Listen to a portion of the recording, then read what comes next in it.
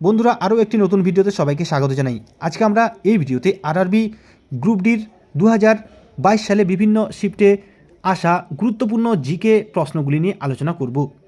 তোমরা যারা RRB group D 2025-এর জন্য পরীক্ষা প্রস্তুতি নিচ্ছ, অবশ্যই ভিডিওটি শুরু থেকে শেষ পর্যন্ত মনোযোগ সহকারে দেখবে, কারণ এখানে গুরুত্বপূর্ণ বাছাই করা প্রশ্নগুলি নিয়েই কিন্তু আলোচনা করা হয়েছে, যেগুলি তোমাদের 2025 সালের আরআরবি গ্রুপ ডির জন্য খুবই গুরুত্বপূর্ণ।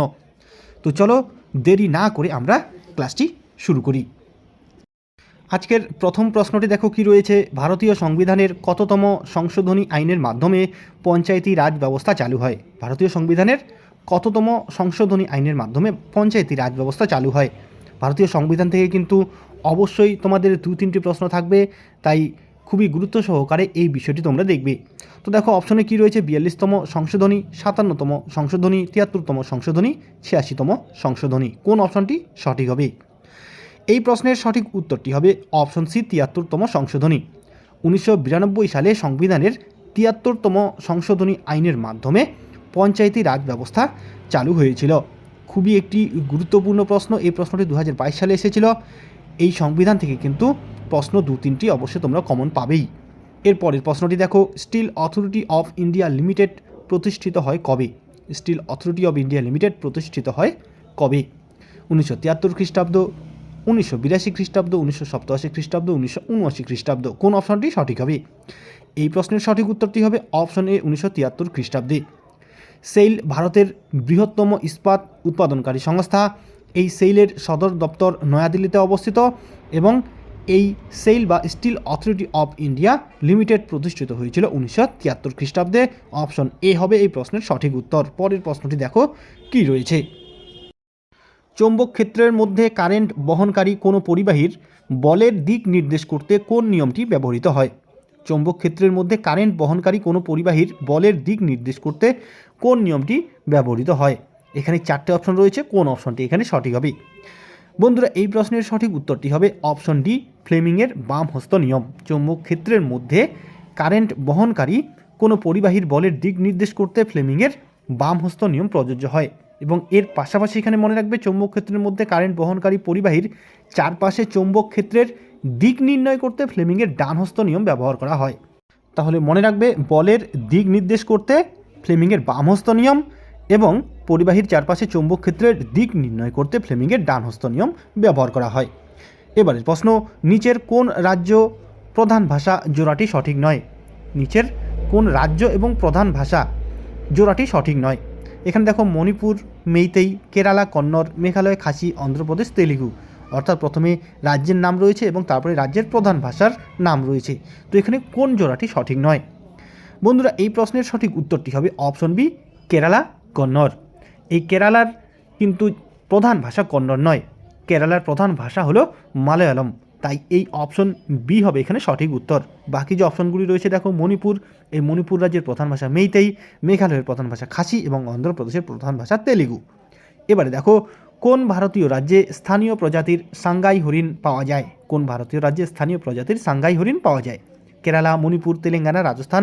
4টে অপশন রয়েছে, কোন অপশনটি সঠিক হবে? এই প্রশ্নের সঠিক উত্তরটি হবে অপশন বি, মণিপুর। ভারতের মণিপুর রাজ্যে একমাত্র স্থানীয় প্রজাতির সাংগাই হরিণ পাওয়া যায়। এই সাংগাই প্রজাতির হরিণ হলো মণিপুরের রাজ্য প্রাণী। পরের প্রশ্নটি দেখো কি রয়েছে। এবারে খুবই একটি গুরুত্বপূর্ণ প্রশ্ন রয়েছে দেখো, 1876 খ্রিস্টাব্দে ভারতের জাতীয় আয় প্রথম নির্ধারণ করেন কে? 4টে অপশন রয়েছে দেখো, দাদাভাই নৌরোজি, পিসি মহলানবিশ, ভি.কে. আর.ভি. রাও, উইলিয়াম ডিগবি। তাহলে কোন অপশনটি সঠিক হবে? ভারতের জাতীয় আয় প্রথম কে নির্ধারণ করেন? এই প্রশ্নের সঠিক উত্তরটি হবে অপশন এ, দাদাভাই নৌরোজি। দাদাভাই নৌরোজি ভারতের জাতীয় আয় প্রথম নির্ধারণ করেছিলেন। এর পাশাপাশি এখানে মনে রাখবে, এই দাদাভাই নৌরোজি ভারতের গ্র্যান্ড ওল্ড ম্যান বা ভারতের মহান বৃদ্ধ নামে পরিচিত। এই প্রশ্নটিও কিন্তু আসে। এরপরের প্রশ্ন, পৃথিবীর সর্বাধিক আর্দ্র স্থান মৌসিনরাম ড্যাশ অবস্থিত? অর্থাৎ পৃথিবীর সর্বাধিক আর্দ্র স্থান মৌসিনরাম কোথায় অবস্থিত? 4টে অপশন রয়েছে, এখানে কোন অপশনটি সঠিক হবে?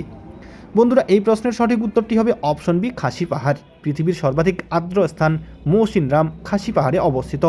এখানে মনে রাখবে, ভারতের সর্বাধিক বৃষ্টিবহুল স্থান হলো মেঘালয়ের মৌসিনরাম। এই প্রশ্নটিও কিন্তু আসে যে ভারতের বা পৃথিবীর সর্বাধিক বৃষ্টিবহুল স্থান কোনটি? তাহলে উত্তর হবে মেঘালয়ের মৌসিনরাম। এর পরের প্রশ্ন দেখো, নওরোজ উৎসব কোন ধর্মীয় সম্প্রদায়ের সাথে সম্বন্ধিত? পার্সি, বৌদ্ধ, জৈন, শিখ। কোন অপশনটি সঠিক হবে? নওরোজ উৎসব কোন ধর্মীয় সম্প্রদায়ের সাথে সম্বন্ধিত? বন্ধুরা, এই প্রশ্নের সঠিক উত্তরটি হবে অপশন এ, পার্সি। নওরোজ উৎসব পার্সি ধর্মীয় সম্প্রদায়ের সাথে সম্বন্ধিত। ভারতসহ বিশ্বের বিভিন্ন দেশের পার্সি ধর্মীয় সম্প্রদায়ের মানুষজন এই নওরোজ উৎসব পালন করে। পরের প্রশ্ন, বিখ্যাত হাজি আলী দরগা কোন শহরে অবস্থিত? বিখ্যাত হাজি আলী দরগা কোন শহরে অবস্থিত? দিল্লি, আজমের, মুম্বাই, হায়দ্রাবাদ। এই চারটি অপশনের মধ্যে কোন অপশনটি সঠিক হবে? বন্ধুরা, এই প্রশ্নের সঠিক উত্তরটি হবে অপশন সি, মুম্বাই। ভারতের মুম্বাই শহরে বিখ্যাত হাজি আলী দরগা অবস্থিত। আজকে আমরা এই ভিডিওতে 2022 সালে আরআরবি গ্রুপ ডির পরীক্ষায় আসা জিকের প্রশ্ন এবং উত্তর নিয়ে আলোচনা করছি। 2022 সালের বিভিন্ন শিফটের জিকে সিরিজ নিয়ে আলোচনা করছি। এর পরবর্তীতে কিন্তু আমরা অন্য সালের বিভিন্ন শিফটের এই জিকে সিরিজ নিয়ে আলোচনা করব। পরের প্রশ্নটি দেখো কি রয়েছে। এবারের প্রশ্ন, ভোক্তা অধিকারের পরিপ্রেক্ষিতে সিওপিআরএ বা কোপরার পুরো নাম কি? তাহলে সিওপিআর এর পুরো নাম কি? এখানে চারটে অপশন রয়েছে, কোন অপশনটি সঠিক হবে? এই প্রশ্নের সঠিক উত্তরটি হবে option B, consumer protection act. COPRA বা কোপরার পুরো নাম হলো consumer protection act. Option B হবে সঠিক উত্তর। এবারের প্রশ্ন, কোন ব্যাকটেরিয়ার উপস্থিতি জল দূষণ নির্দেশ করে? কোন ব্যাকটেরিয়ার উপস্থিতি জল দূষণ নির্দেশ করে? চারটে অপশন রয়েছে, কোন অপশনটি সঠিক হবে? বন্ধুরা, এই প্রশ্নের সঠিক উত্তরটি হবে অপশন বি, ই কোলি কলিফর্ম। ই কোলি কলিফর্ম ব্যাকটেরিয়ার উপস্থিতি জল দূষণ নির্দেশ করে। অপশন বি হবে সঠিক উত্তর। পরের প্রশ্নটি দেখে নিই কী রয়েছে। খুবই গুরুত্বপূর্ণ একটি প্রশ্ন, নিচের নদীগুলির মধ্যে কোনটি অমরকণ্টক পর্বত থেকে উৎপন্ন হয়েছে? নিচের নদীগুলির মধ্যে কোনটি অমরকণ্টক পর্বত থেকে উৎপন্ন বা উৎপত্তি হয়েছে? শতদ্রু, গোদাবরী, নর্মদা, তিস্তা। কোন অপশনটি সঠিক হবে? এই প্রশ্নের সঠিক উত্তরটি হবে অপশন সি, নর্মদা নদী। নর্মদা নদী অমরকণ্টক পর্বত থেকে উৎপত্তি লাভ করেছে। অপশন সি হবে সঠিক উত্তর। পরের প্রশ্নও দেখো। এবারের প্রশ্ন, পোঙ্গল উৎসবে নিচের কাকে মানুষ পূজা করে? পোঙ্গল উৎসবে নিচের কাকে মানুষ পূজা করে? শিব, চাঁদ, সূর্য, মা দুর্গা। চারটি অপশন রয়েছে, কোন অপশনটি সঠিক হবে? বন্ধুরা, এই প্রশ্নের সঠিক উত্তরটি হবে অপশন সি, সূর্য। পোঙ্গল উৎসবে মানুষ সূর্য দেবতাকে পুজো করে। এখানে অবশ্যই মনে রাখবে এই পোঙ্গল উৎসব হলো তামিলনাড়ুর জনপ্রিয় উৎসব এবং এই পোঙ্গল উৎসব হলো ফসল কাটার উৎসব। এই পোঙ্গল উৎসব থেকে কিন্তু বিভিন্ন কম্পিটিটিভ এক্সামে প্রশ্ন আসে, তাহলে অবশ্যই মনে রাখবে পোঙ্গল উৎসবে সূর্য দেবতাকে পূজা করা হয় এবং পোঙ্গল উৎসব হলো তামিলনাড়ুর একটি জনপ্রিয় উৎসব। এটি হলো ফসল কাটার উৎসব।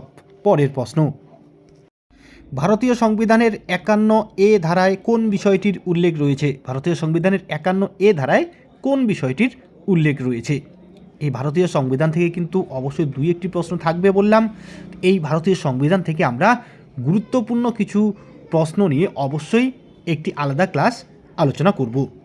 এই প্রশ্নের সঠিক উত্তরটি হবে অপশন সি, মৌলিক কর্তব্য। ভারতীয় সংবিধানের 51 ধারায় মৌলিক কর্তব্যের উল্লেখ রয়েছে।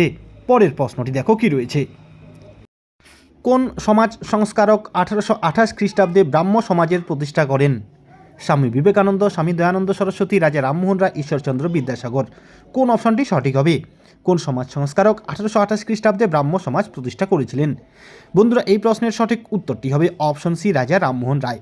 রাজা রামমোহন রায় 1828 খ্রিস্টাব্দে ব্রাহ্ম সমাজ প্রতিষ্ঠা করেছিলেন। এবারের প্রশ্ন, গ্রামীণ অবকাঠামোর উন্নয়নকল্পে ভারত নির্মাণ প্রকল্প চালু হয় কোন পঞ্চবার্ষিকী পরিকল্পনায়? অর্থাৎ ভারত নির্মাণ প্রকল্প চালু হয় কোন পঞ্চবার্ষিকী পরিকল্পনায়? তো দেখো চারটে অপশন রয়েছে, এর মধ্যে কোন অপশনটি সঠিক হবে? বন্ধুরা, এই প্রশ্নের সঠিক উত্তরটি হবে অপশন ডি, দশম পঞ্চবার্ষিকী পরিকল্পনায়। 2005 খ্রিস্টাব্দে দশম পঞ্চবার্ষিকী পরিকল্পনায় ভারত নির্মাণ প্রকল্পটি চালু হয়েছিল গ্রামীণ অবকাঠামোর উন্নয়নকল্পে। পরের প্রশ্নটি দেখো।